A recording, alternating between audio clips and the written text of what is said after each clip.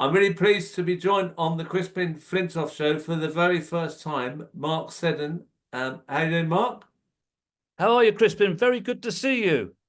Yeah, I'm still going. You're still going. You were on the NEC a while ago.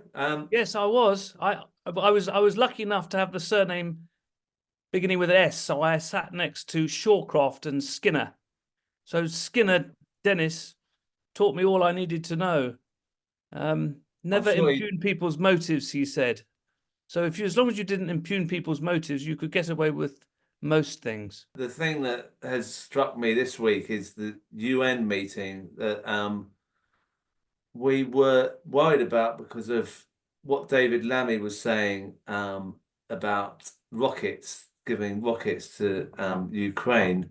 I thought I'd ask you because you are the director for the Centre for UN Studies at the University of Buckingham and former speechwriter to the UN Secretary General Ban Ki-moon. I'm interested to hear what you think about David Lammy and Keir Starmer's appearance at the UN. I've got a short video of the two of them speaking, so I'll just play this and let you say what you want to say. Vladimir Putin, when you fire missiles into Ukraine hospitals, we know who you are. When you send mercenaries into African countries, we know who you are. When you murder opponents in European cities, we know who you are.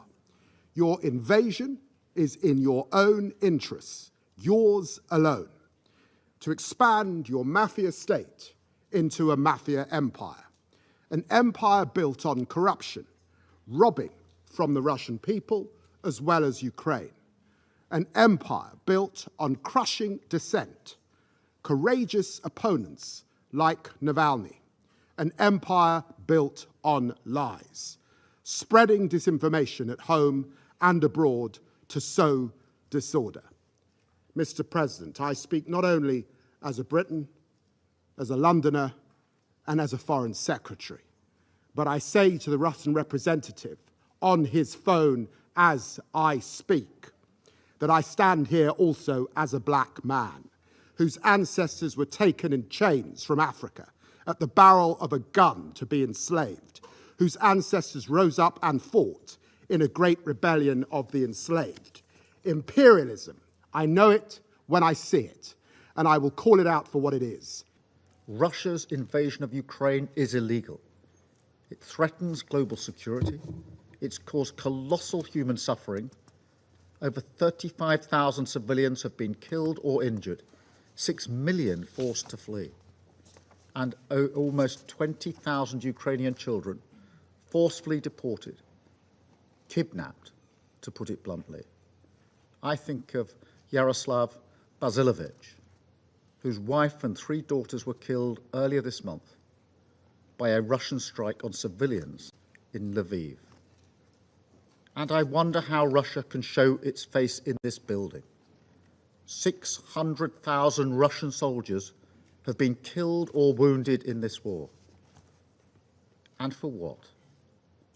The UN Charter, which they sit here to uphold, speaks of human dignity, not treating your own citizens as bits of meat to fling into the grinder. Russia's war has triggered a global energy crisis and a global food crisis, causing hunger in the Horn of Africa. They entered into a UN-brokered Black Sea grain deal, then withdrew. They tried to block the pact for the future. Now the world looks on as Russia deepens its military ties with the likes of North Korea and Iran. There can be no equivocation here. They must be held accountable. Aggression cannot pay. Borders cannot be redrawn by force. Russia started this illegal war. It must end it and get out of Ukraine. What are your thoughts on what you've heard there? The first thing is that at least a British Prime Minister is at the United Nations General Assembly, because last year Rishi Sunak couldn't be bothered to turn up. But we are looking at 2 politicians who are not necessarily their fault, out of their depth. And when it comes to David Lammy, the Foreign Secretary, this lack of depth is demonstrably clear, and it's sometimes embarrassing, because my feeling is that the less he knows, the more he tends to rant. And I'm afraid the reality is, I worked at the United Nations both as a journalist, and I worked, as you mentioned, for a former Secretary General, and I've worked for a President of the General Assembly as well. So all parts of the UN I've covered, and I know the organisation very well, and I know what member states actually really think about Britain and the United States, because of course British politicians for the past 40, 50 years have talked about a special relationship, which has been more, to my mind, like a sort of the relationship of a poodle to a master. And they do not hold us in Britain in high regard.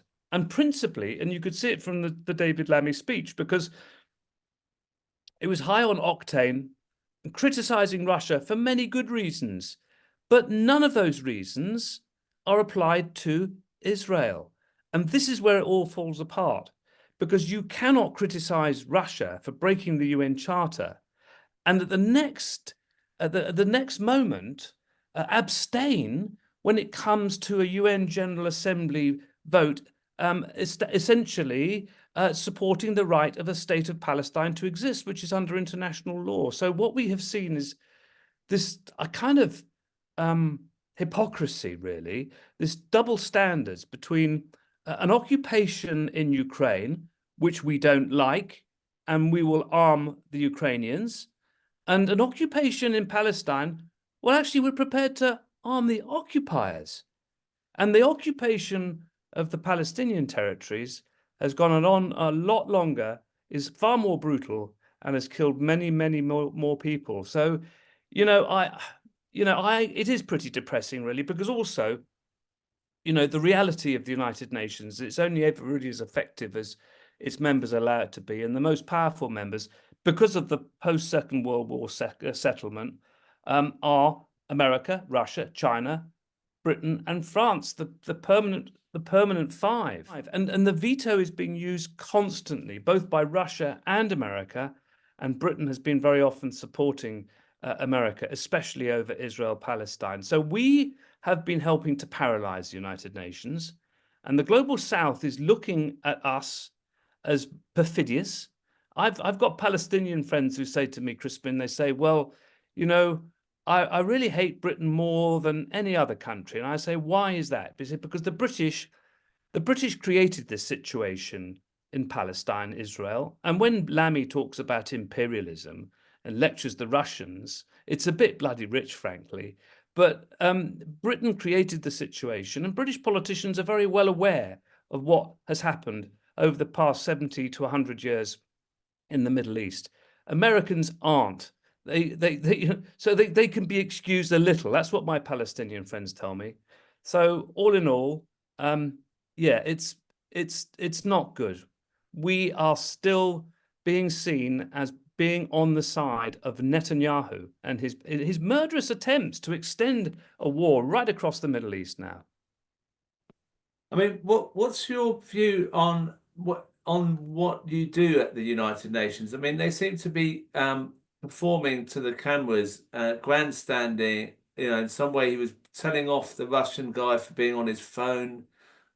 Is that behaviour that's going to work when you're trying to push for whatever it is? I mean, it just seems a bit no, strange. it's not. It seems very diplomatic, did it? Look, I mean, there has always been a degree of grandstanding at the UN. The General Assembly is a famous instance when Khrushchev took his shoe off and banged the podium. Fidel Castro's given speeches that have lasted for hours. I mean, there's been all of this sort of stuff. But, and of course, you've got the camera on you. Lammy and Starmer trying to make their mark at the UN. Starmer was a bit more measured, but the Lammy intervention was embarrassing more than Starmer's, I thought, not because of some of his criticisms, but because it's not leading anywhere. It's, as you were saying. So what is going to happen? What we keep on hearing, and this is language that's used by Western politicians all the time. We support Ukraine until the end. We're with them all the way. Well, all the way until the end of what? The unconditional surrender of Russia. And I just don't see the caliber of political leaders who, in previous times, would have been able to get around the table. You know, Rabin in Israel with King Hussein. You know, these people who could actually get around the table and thrash things out and reach agreements. You just don't see it. And that is the really bad thing, and why we're in such a mess.